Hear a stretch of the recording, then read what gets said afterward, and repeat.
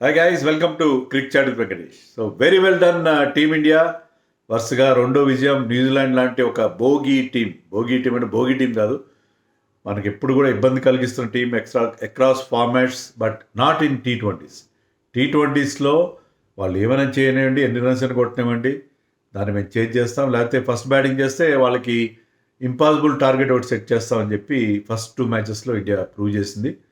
So ఒక 209 టార్గెట్ని ఇంకా almost 5 overs మిగిలి ఉండగా కేవలం 3 వికెట్లు మాత్రం కోల్పోయి ఇండియా చేజ్ డౌన్ చేసింది.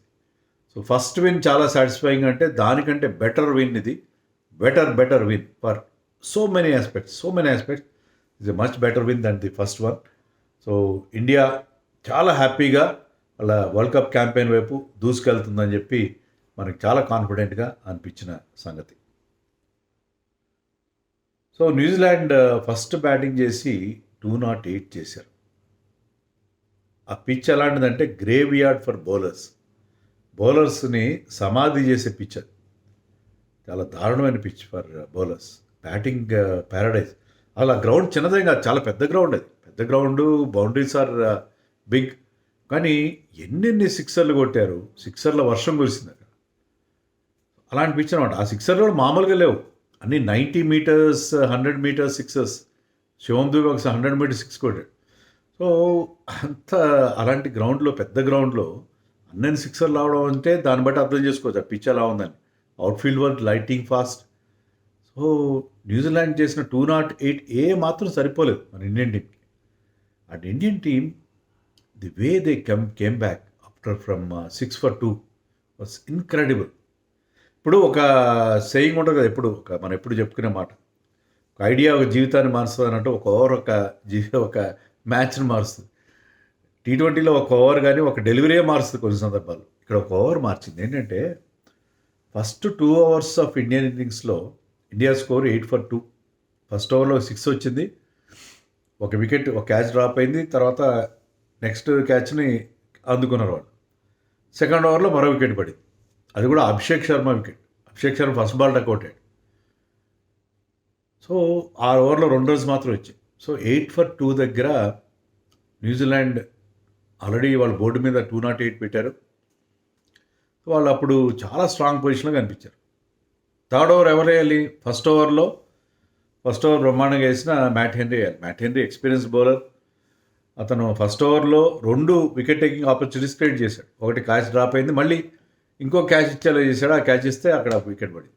అలా కాకుండా ఏంటంటే ఎక్కువ ఆలోచిస్తారు మన క్యాప్టెన్స్. బాల్ కొంచెం స్వింగ్ అవుతుంది, Matt Henry hitting the deck type bowler. అలా కాదు, ఒక స్వింగ్ బౌలర్ తీసుకొద్దాం అని చెప్పి ఫోక్స్ అని ఒక కొత్త బౌలర్ తీసుకొచ్చారు, playing India for the first time. Sorry folks, it's very wrong decision. ఆ ఓవర్లో ఇషాన్ కిషన్ అతను 24 runs బాధేశాడు.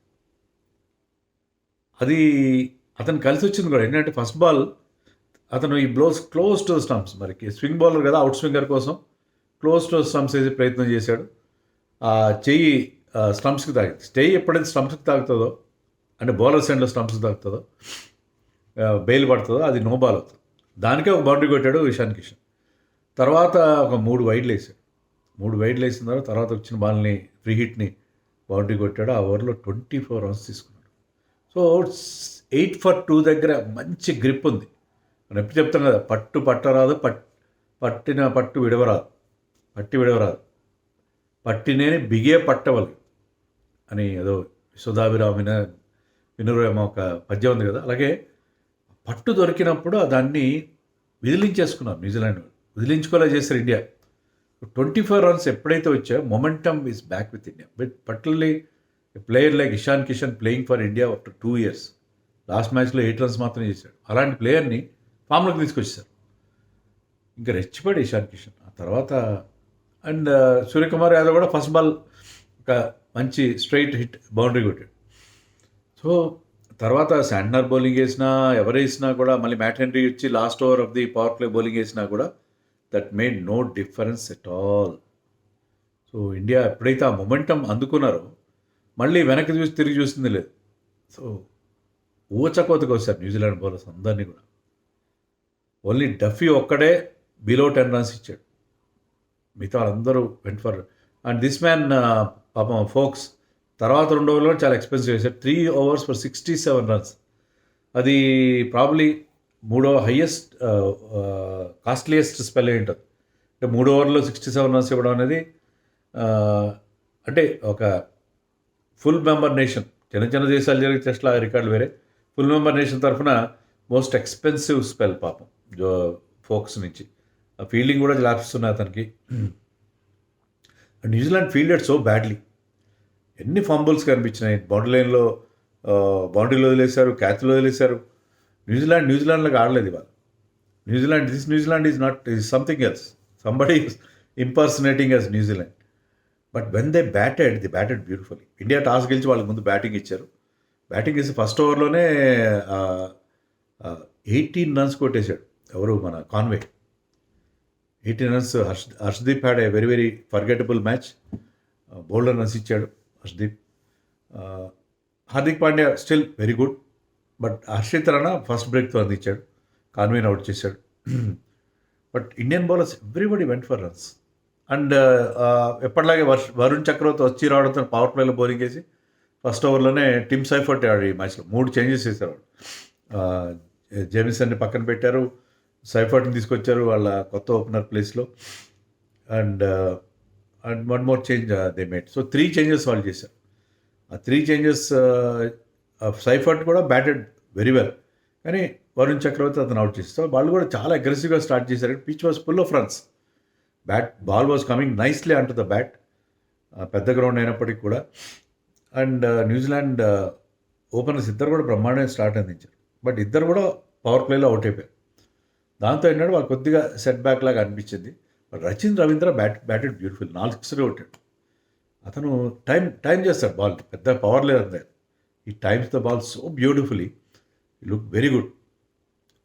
కానీ రవీంద్రని తర్వాత ఫిలిప్స్ని ఇద్దరిని కుల్దీప్ ఇంటికి పంపించాడు. కుల్దీప్ ఎందుకు టీంలోకి వచ్చాడంటే మరి అక్షర్ పటేల్కి ఆ చేతికి దెబ్బ తగిలింది కదా, అతను వచ్చాడు. అలాగే మరి కుల్దీప్ని తీసుకొచ్చినప్పుడు బ్యాటింగ్లో మనకి డెప్త్ కావాలి కాబట్టి హర్షిత్ రాణాని తీసుకొచ్చారు.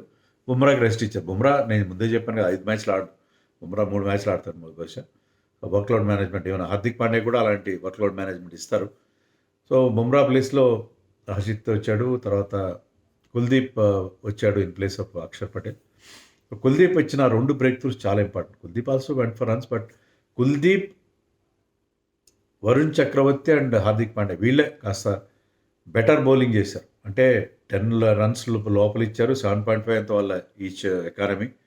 చాలా చాలా ఎఫెక్టివ్గా బౌలింగ్ చేశారు మిగతా అందరు బౌలర్స్. ఈవెన్ ఒక్క ఓవర్ వేసిన మన శివం దుబే కూడా ఒక వికెట్ తీశాడు. అతను కూడా 7 runs మాత్రం ఇచ్చాడు.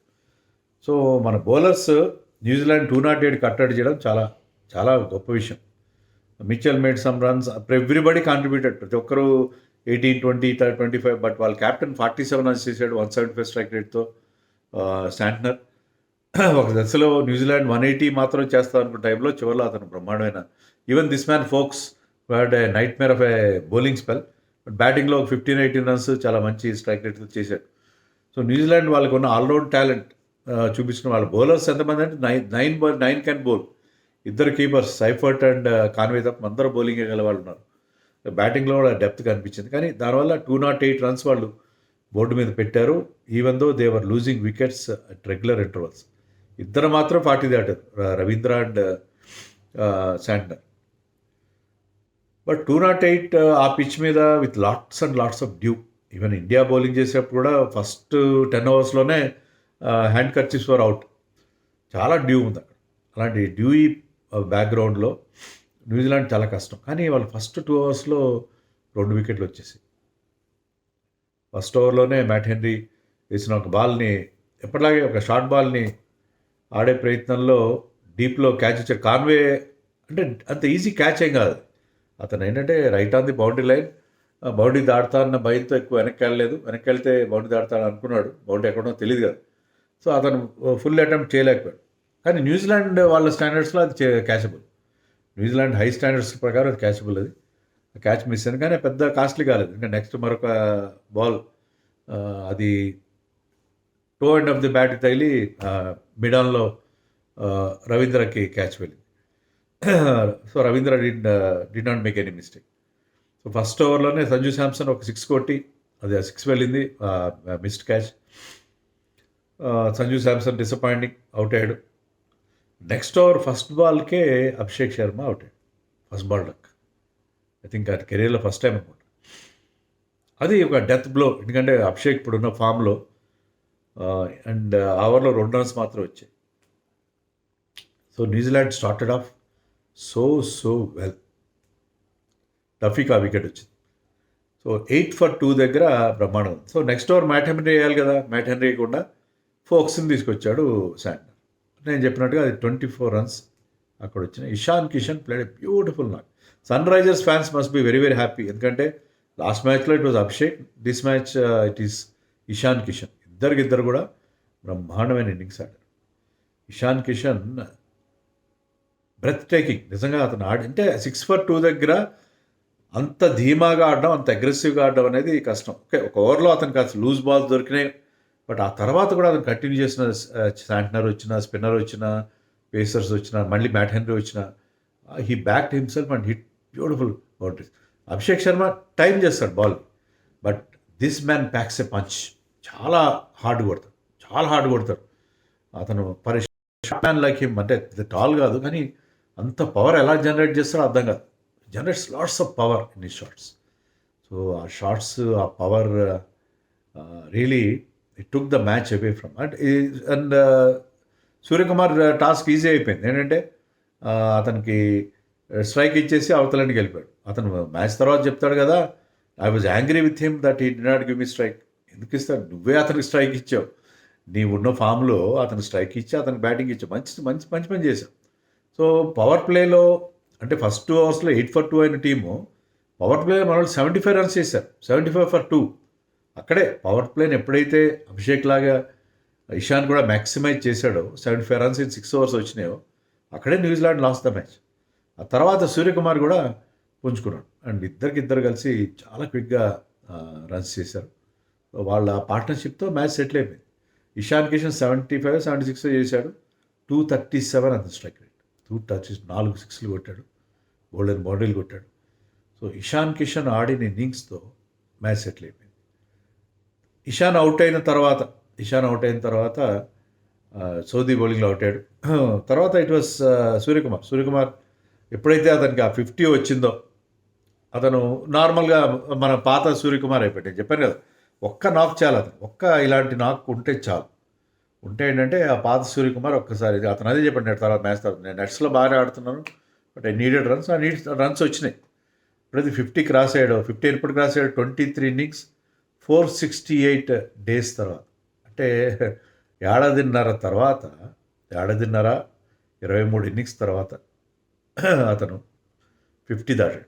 సో ఆ 50 దాటడం అనేది, దాంతో ఏంటంటే మళ్ళీ మన పాత సూర్యకుమార్ దొరికేశాడు. అండ్ దూబేని పంపించారు, ఎందుకంటే లెఫ్ట్ రైట్ కాంబినేషన్ కదా. And Dube also started hitting well, 6లు కొట్టడం మొదలుపెట్టాడు. So Dube hit 3 sixes, Suryakumar 4, Ishan Kishan 4. So 6 పంట పండించారు. సో 15.2 oversకి ఇండియా టార్గెట్ రీచ్ అయిపోయింది. సో చాలా క్విక్గా, చాలా ఈజీగా టార్గెట్ని కంప్లీట్ చేశారు మన వాళ్ళు. న్యూజిలాండ్ బౌలర్స్ అందరూ కూడా, డఫీ ఒక్కటి తప్పిస్తే అతను 10 below, మిగతా అందరూ కూడా మోర్ దెన్ 10 runs ఇచ్చారు. ఇష్కో షోడి కావచ్చు, captain Santner usually very very tight bowling వేస్తాడు, అతను పప్పులు ఉడకలేదు ఇక్కడ.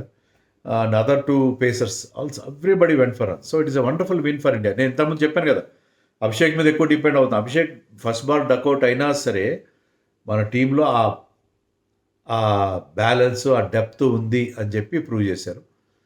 సంజు శాంసన్ డిసప్పాయింటింగ్ 2 matches, అది మినహాయిస్తే క్యాచింగ్ బాగుంది. హార్దిక్ పాండ్యా టుక్ 3 catches. So it was a wonderful match for India.